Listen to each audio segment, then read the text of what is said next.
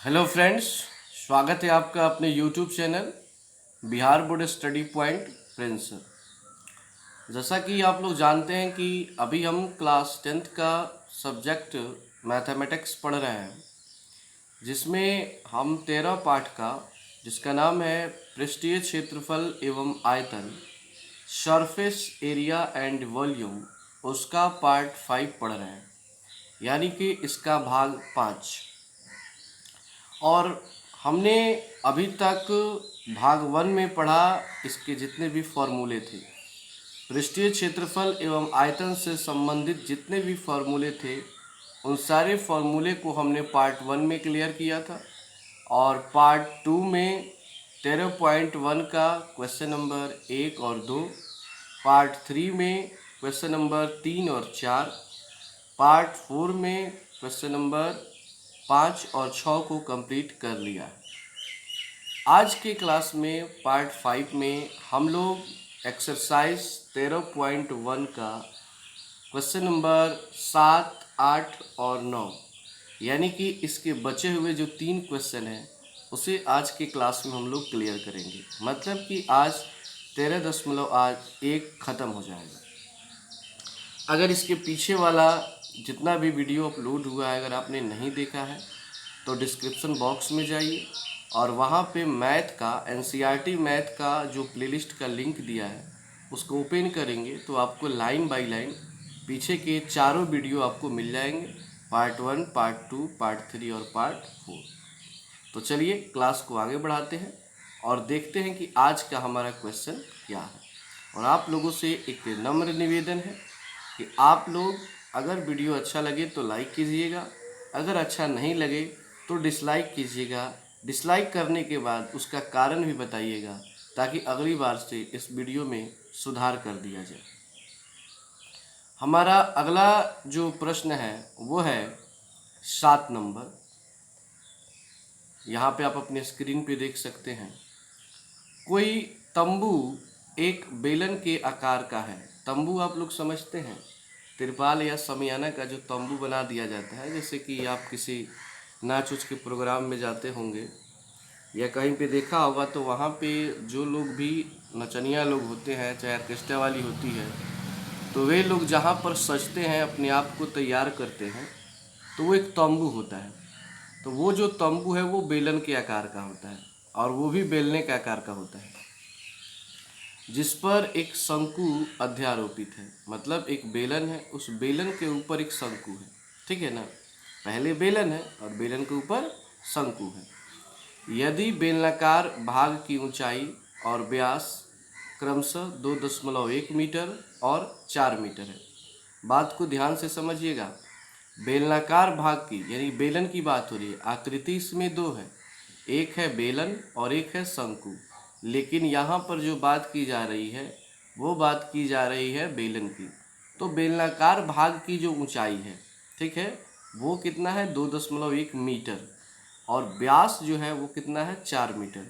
तो व्यास अगर 4 मीटर है तो इसकी त्रिज्या कितनी होगी 2 मीटर होगी, तथा शंकु की तिर्यक ऊंचाई 2.8 मीटर है। जैसा कि आप लोग जानते हैं कि शंकु में क्या होता है, तिर्यक ऊंचाई होता है, जिसको तिरछी ऊंचाई भी बोलते हैं। तो वो 2.8 मीटर है। चलिए हम फिगर पे चलते हैं। यहाँ पे आप एक फिगर देख रहे हैं कि एक बेलन है। ये नीचे क्या है बाबू, एक बेलन है, और इस बेलन के ऊपर क्या खड़ा है, एक शंकु अध्यारोपित है। यही हमारा क्वेश्चन है, और कह रहा है कि इस बेलन का जो ये व्यास है वो 4 मीटर है। तो जब व्यास 4 मीटर होगा तो यहाँ ये केंद्र से लेकर ये परिधि के बीच की दूरी, यानी कि त्रिज्या 2 मीटर होगी, और ये टोटल कितना है 4 मीटर है। उसके बाद इसका हाइट भी दे रहा है 2.1 मीटर। ये हाइट कितना है 2.1 मीटर।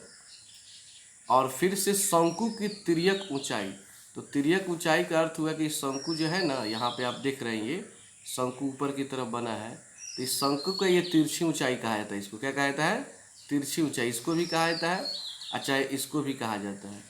तो ये जो आपका यहाँ से यहाँ तक का जो स्थिति है वो है 2.8 मीटर। तो समझ में आ गया। आप यहाँ पे देखिए नोट भी कर दीजिएगा।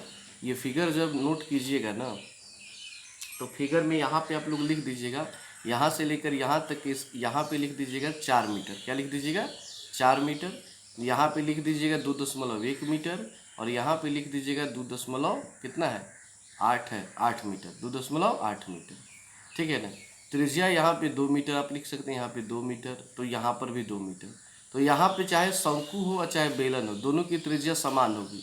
यानी यहाँ से यहाँ तक की जितनी दूरी है उतना ही दूरी यहाँ से लेकर के यहाँ तक की है। तो ये आप लिखेंगे 2-2 मीटर। ठीक है। अब चलिए इसको लिख भी लेते हैं। सबसे पहले लिखेंगे कि बेलनाकार भाग की ऊंचाई यानी h 2.1 मीटर, यानी बेलन की जो ये ऊंचाई है वो कितनी है 2.1 मीटर है। बेलनाकार भाग का व्यास यानी कि यहाँ से लेकर यहाँ तक ये टोटल 4 मीटर है, ये भी 4 मीटर है। तो इसकी त्रिज्या जो है बेलनाकार भाग की त्रिज्या यानी r होगी कितनी 2 मीटर। यहाँ पे आप d लिख सकते हैं, d मतलब डायमीटर व्यास होता है। और फिर आप शंक्वाकार भाग की तिर्यक ऊंचाई यानी इसकी बात हो रही है, तो तिर्यक ऊंचाई को हम लोग L से सूचित करते हैं। इसको तिरछी ऊंचाई भी कहा जाता है, वो है 2.8 मीटर। तो फिगर जरूर बनाइएगा, जो जो मैंने बोला उसे जरूर लिखिएगा, तो सबसे मतलब बेटर हो जाएगा आपका सवाल। अब देखिए इसका हमें क्षेत्रफल अभी सवाल को पूरा कंप्लीट हमने नहीं पढ़ा। तो यहाँ पे कह रहा है तिर्यक ऊंचाई इतना है, तो इस तंबू को बनाने में प्रयुक्त कैनवास का क्षेत्रफल ज्ञात कीजिए।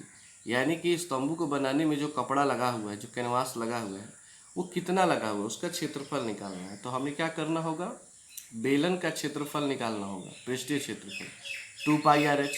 बेलन का पृष्ठीय क्षेत्रफल क्या होता है 2πRh होता है। और फिर शंकु का पृष्ठीय क्षेत्रफल का सूत्र होता है πRL।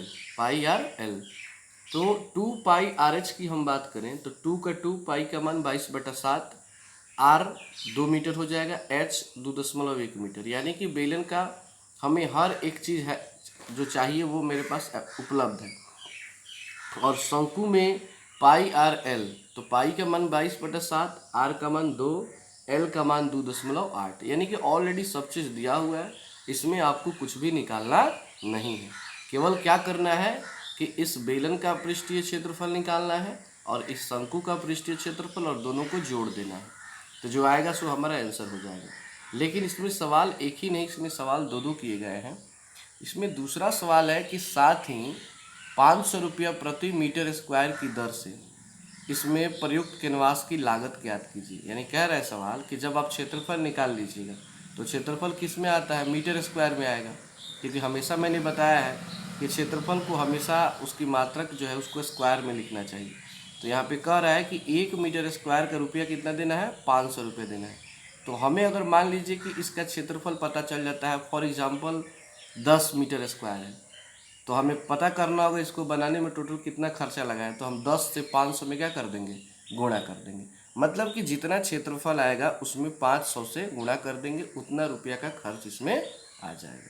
तो चलिए सबसे पहले इसका हम क्षेत्रफल निकाल लेते हैं।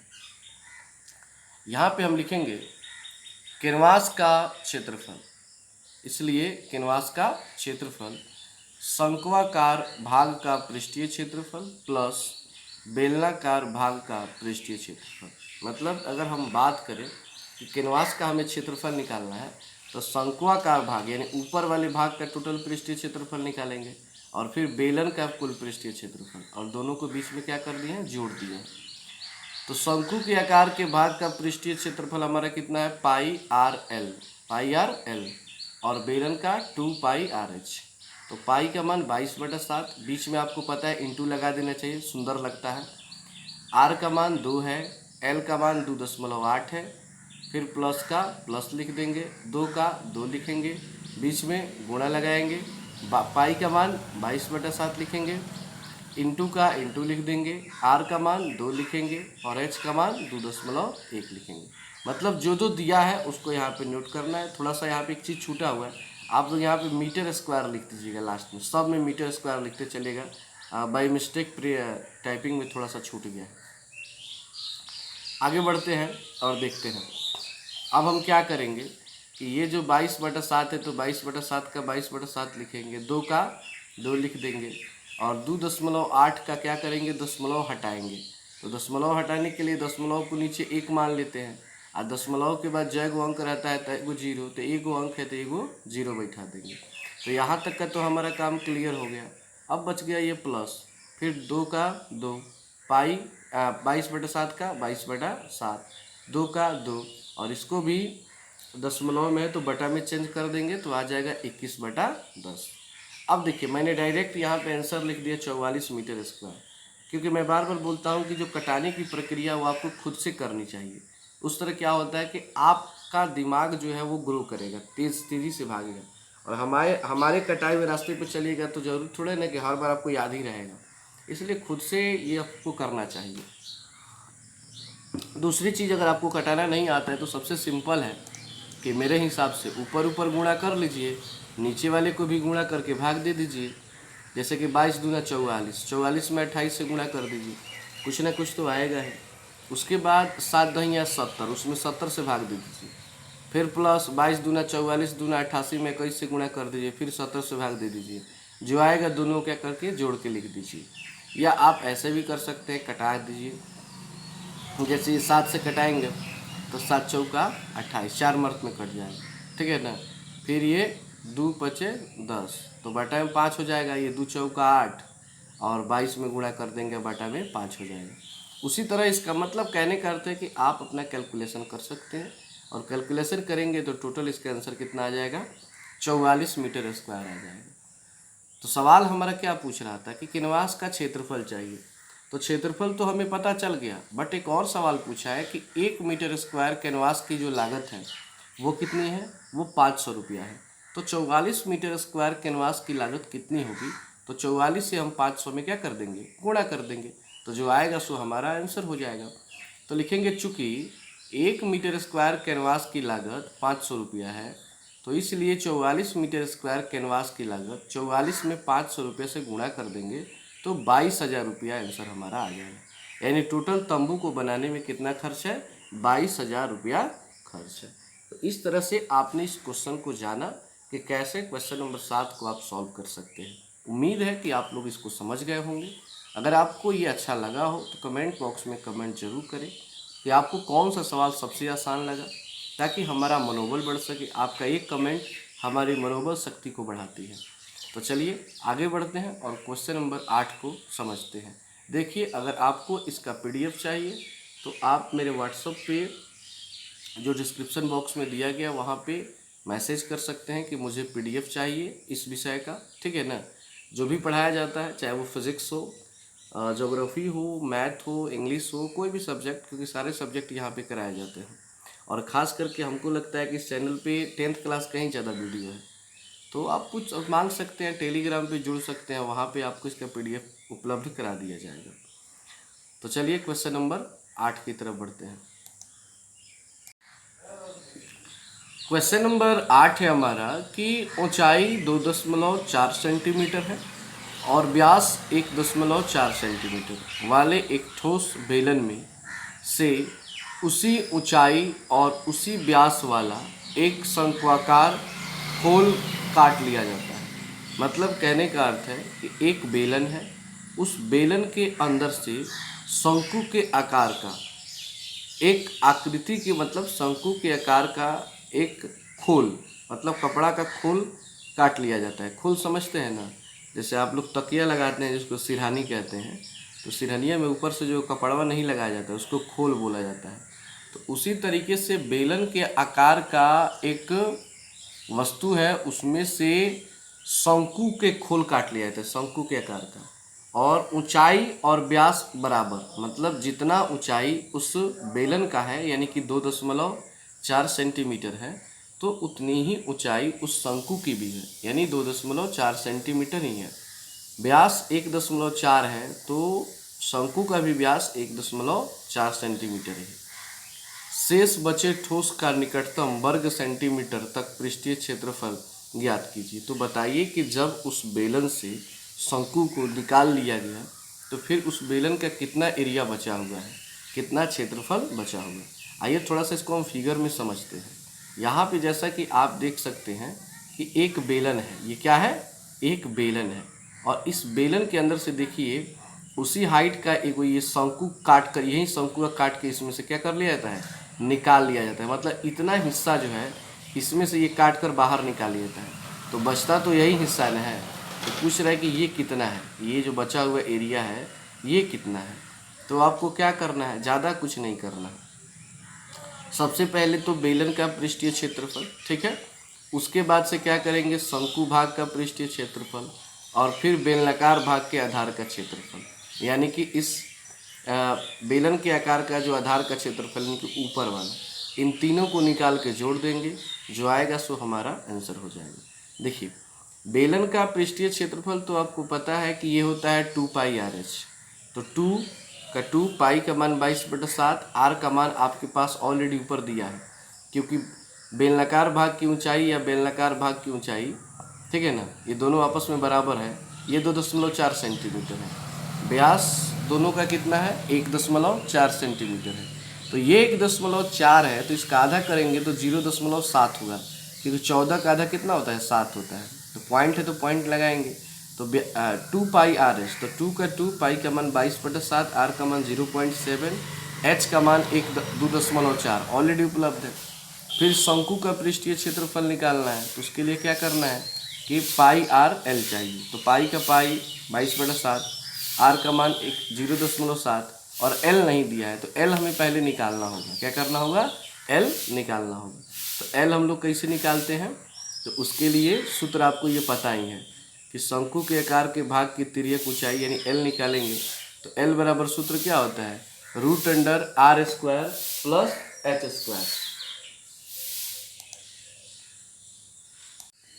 तो यहाँ पे r का मान हम पुटअप करेंगे।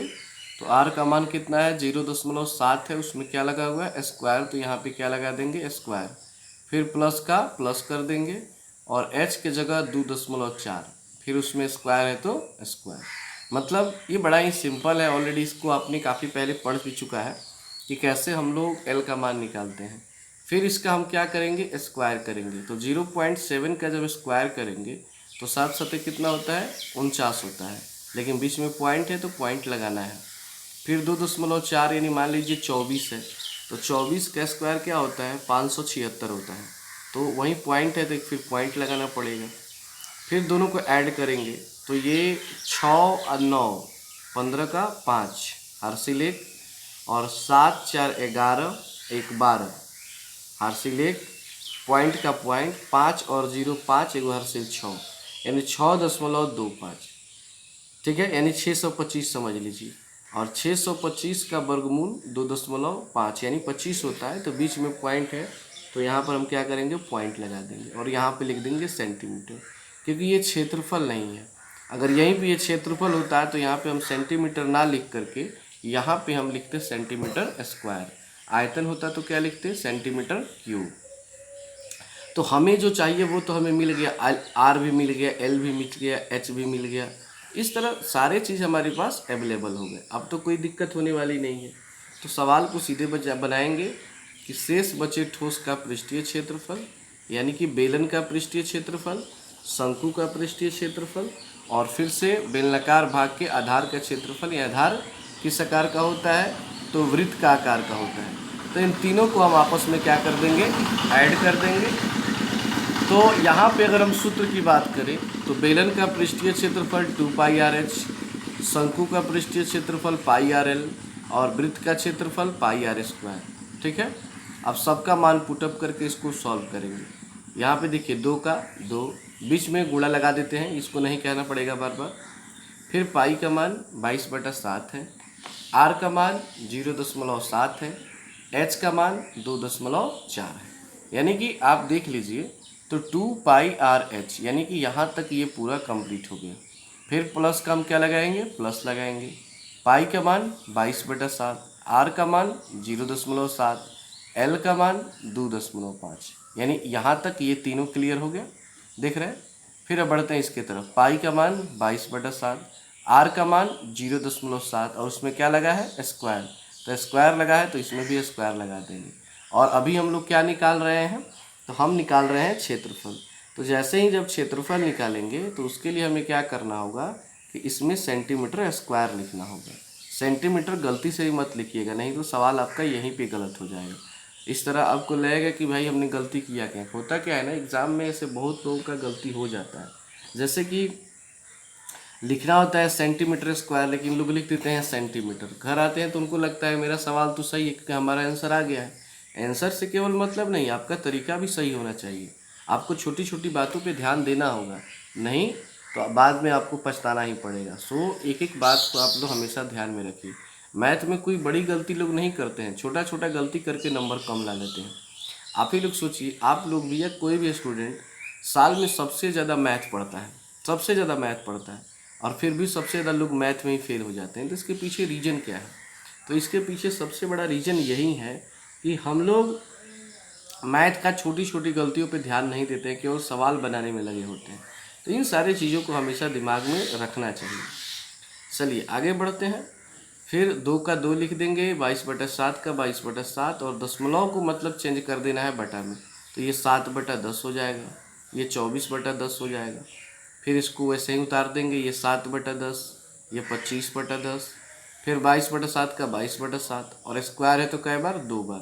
तो ये 0.7 है, तो मैंने डायरेक्ट एक ही बार में बटा में भी चेंज कर दिया है, और 2 बार आपस में इसको क्या करना है, मल्टीप्लाई कर देना है।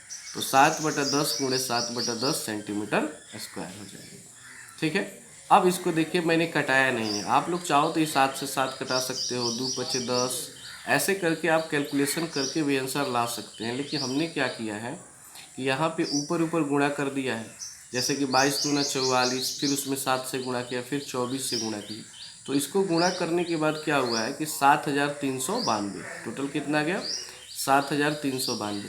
और नीचे नीचे गुणा करेंगे तो 10 दहिया 100 सते 700, इसको बटा में 700 लिख दिया। फिर प्लस का प्लस कर देंगे, और 22 में 7 से गुणा करेंगे, फिर 25 से गुणा करेंगे तो आएगा 3850। फिर बटा में 10 दहिया 100 बटा 7, 10 दहिया 100 गुणे 7 यानी 700, ये भी हो जाएगा। फिर इसको मल्टीप्लाई करेंगे तो 7 7 49, 49 में 22 से गुणा करेंगे तो 1078, और ये भी 700 आएगा। ठीक है। आप लोग चाहो तो आप लोग कटा सकते हो, यहाँ कोई ज़रूरी नहीं कि आप ऊपर ऊपर गुणा करके नीचे नीचे गुणा करके ही आंसर ला सकते हैं। ये आपके ऊपर डिपेंड करता है कि आप इसका आंसर कैसे लाना चाहते हैं।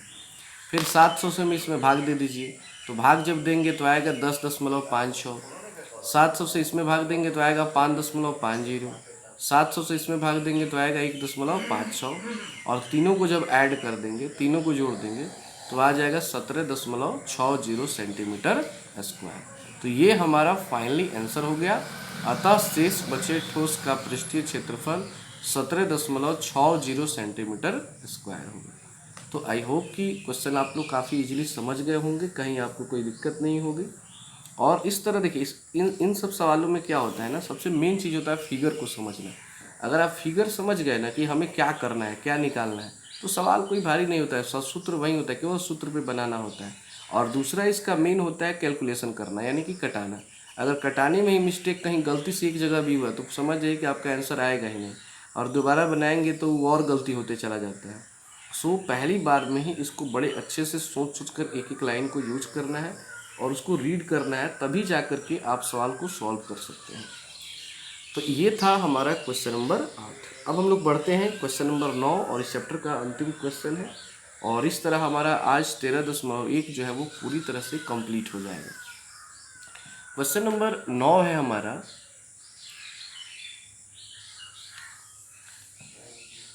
लकड़ी के एक ठोस बेलन के प्रत्येक सिरे पर एक अर्धगोला खोद कर निकालते हुए एक वस्तु बनाई गई।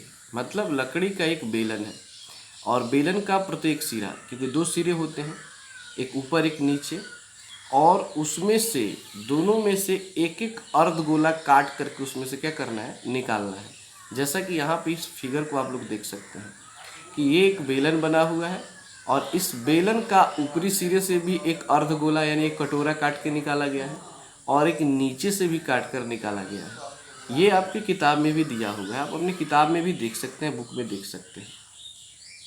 तो ऐसे काट करके निकाला है। फिर जैसा कि आकृति में दर्शाया गया है, यदि बेलन की ऊंचाई 10 सेंटीमीटर है, बेलन की ऊंचाई कितनी है, 10 सेंटीमीटर है, मतलब कहने का अर्थ है कि यहाँ से लेकर के यहाँ तक का जो है वो कितना है, वो 10 सेंटीमीटर है। और उसकी त्रिज्या जो है वो 3.5 सेंटीमीटर यानी कि 3.5 सेंटीमीटर है। तो इस वस्तु का संपूर्ण पृष्ठीय क्षेत्रफल ज्ञात कीजिए। तो आपको बताना है कि ये जो बेलन है इसका संपूर्ण पृष्ठीय क्षेत्रफल कितना होगा, यानी कि 2 अर्धगोले हैं और एक बेलन है, ठीक है ना।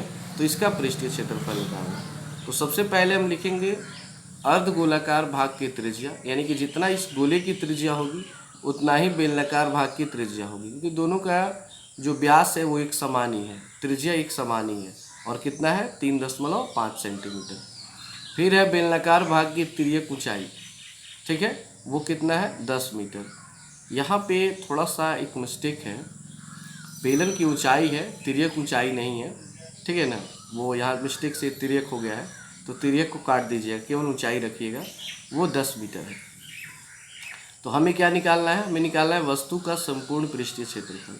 तो बेलनकार भाग का पृष्ठीय क्षेत्रफल और दोनों अर्धगोलाकार भाग का पृष्ठीय क्षेत्रफल, यानी क्या करेंगे, बेलन का पृष्ठीय क्षेत्रफल निकालेंगे और फिर इस दोनों अर्धगोले का पृष्ठीय क्षेत्रफल निकालेंगे, दोनों को जोड़ देंगे, जो आएगा सो हमारा आंसर हो जाएगा।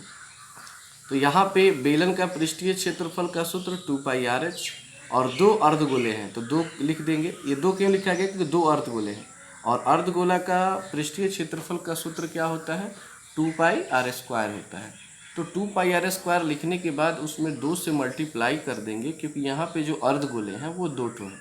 तो दोनों अर्धगोलों का लिए 2 और इसका जो पृष्ठीय क्षेत्रफल है अर्धगोला का वो 2πr² है। तो यहाँ पे हम 2πr² लिखते हैं।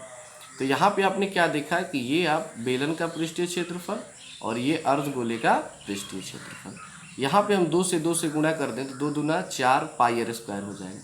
तो पहले इसको मल्टीप्लाई कर ही लेते हैं और उसके बाद मान को पुटअप करते हैं।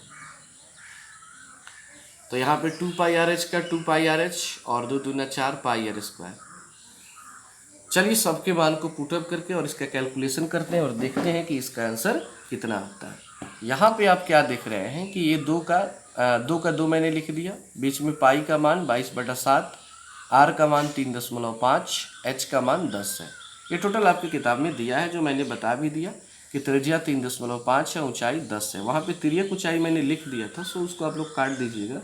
यहाँ पे तिर्यक ऊंचाई नहीं रहेगा, केवल ऊंचाई रहेगा। तिर्यक ऊंचाई केवल शंकु में होता है, बाकी किसी भी आकृति में तिर्यक ऊंचाई नहीं होती है। फिर प्लस का प्लस कर देंगे, 4 का 4 कर देंगे, इनटू का इनटू और पाई का मान 22/7 कर देंगे। फिर आर है, तो आर कितना है 3.5 है और उसमें हम लगा देंगे स्क्वायर, क्योंकि इसमें भी क्या लगा हुआ है स्क्वायर, और सेंटीमीटर स्क्वायर कर देंगे, क्योंकि क्षेत्रफल निकाल रहे हैं तो सेंटीमीटर स्क्वायर लिखना ही पड़ता है। 1 सेकेंड वेट कीजिए, थोड़ा सा पानी पी लें, ये कंटिन्यू अभी बोलते जा रहे हैं, सो बस 2 सेकेंड वेट कीजिए।